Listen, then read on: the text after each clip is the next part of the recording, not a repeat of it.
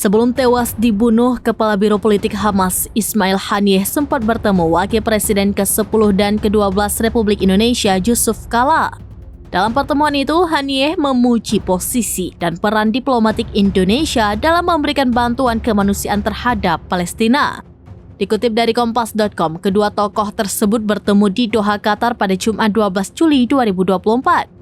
Lalu saat itu JK menyerukan agar Hamas bersatu dengan Fatah demi terwujudnya perdamaian di Palestina.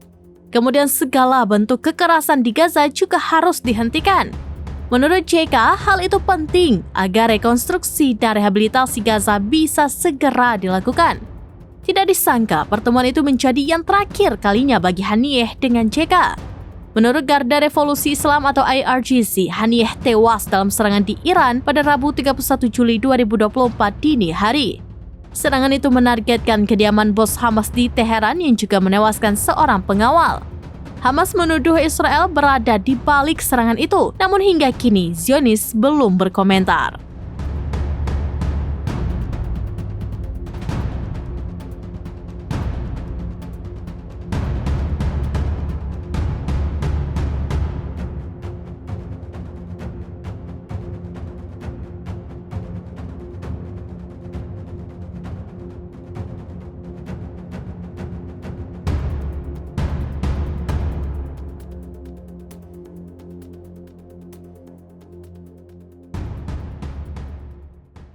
Download Tribun X sekarang, menghadirkan lokal menjadi Indonesia.